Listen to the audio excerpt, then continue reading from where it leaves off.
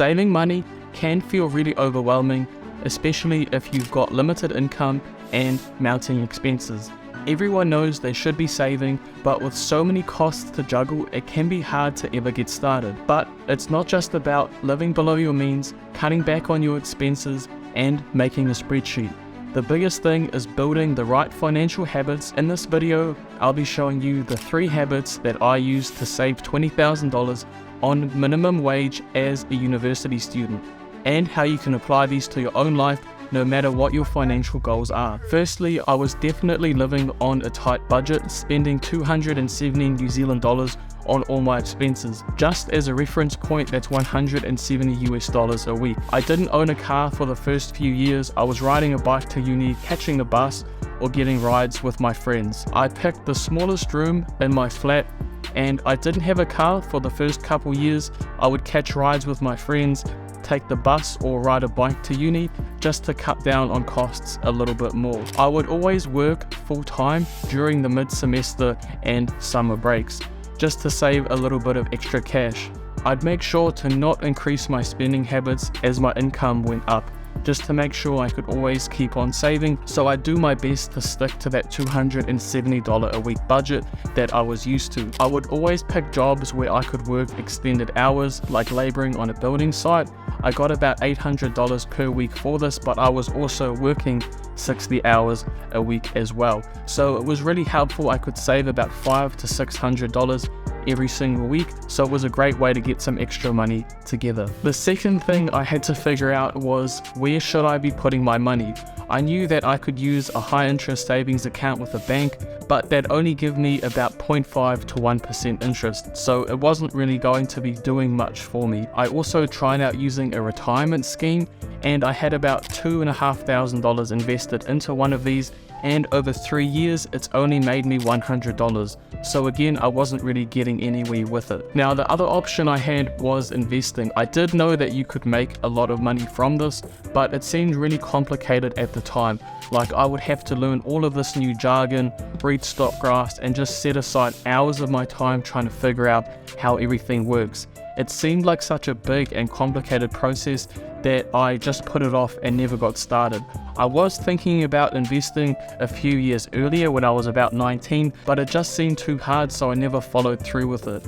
But then I had a friend at uni tell me that investing actually was really easy, and you could put your money into index funds, which are just collections of multiple companies clumped together into one particular investment. And there were some really good ones like the S&P 500, where you just had a collection of 500 of the biggest companies in America all clumped together into essentially one stock.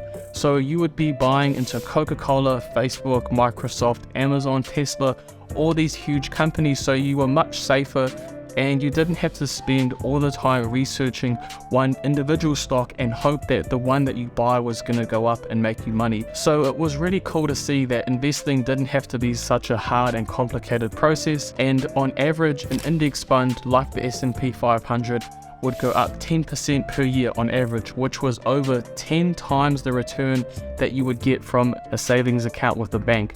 And you could also start with just a few dollars. So I thought, if I put in $20 per week, what do I have to lose from this? Then I started listening to audiobooks about investing and money in general. So Rich Dad, Poor Dad, The Intelligent Investor, and then a few books by fund managers like Peter Lynch.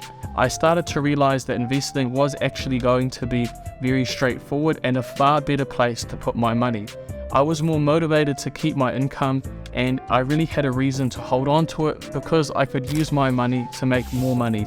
Ultimately, the main thing that helped me save the $20,000 was investing into Tesla stock. Now, this was a little bit counterintuitive. I wasn't really going for index funds in the beginning, but it did work out well for me. I was buying Tesla during the beginning of 2020 when the whole stock market was in a great bull run. Everything was going up, and it was most definitely good timing and quite a bit of luck as well.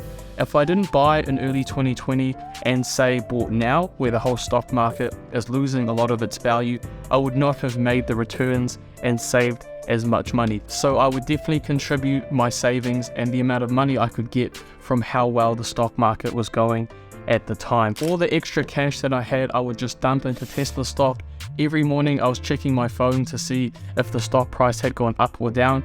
It was quite a roller coaster. I'd look at my phone 4, 5, 6 times a day just to see if I had made or lost money. So it was very time consuming and took a lot of energy, but in the long run it did work out quite well. And the third point was trying to make the process as automatic as possible. Now, just because I was someone who naturally liked to save my money doesn't mean that it was easy for me.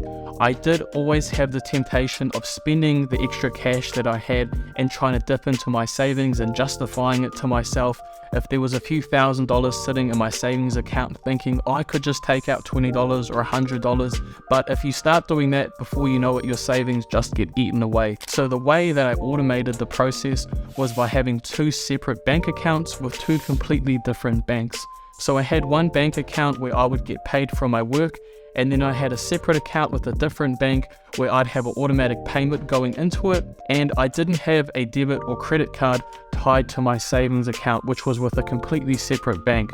So every time I opened my mobile banking app on my phone, I would not see my savings, and I didn't have that temptation to spend my money. It was just the automatic payment going from one bank account to another with a set amount that I had picked out. If I hadn't done this, my savings definitely wouldn't be as good as they were, and I would have always thought about dipping into my savings and spending some of that extra cash. So once I had saved up the $20,000, I was trying to figure out where should I put my money after that. I naturally leaned towards buying a house because I knew it could be such a great investment with all the capital increase that it can have, collecting money from rent and using it as collateral to get a second loan to buy another house. So ultimately I bought my first home at the age of 22, and it was valued at $450,000. If you want to see the steps that I took to get there, from getting the house deposit together, finding the right home, and getting approval from the bank, make sure to check out this video on screen where I'll show you all the steps that I used to get there. Remember, if you find the content helpful, make sure to drop a like for the YouTube algorithm and subscribe to the channel as well.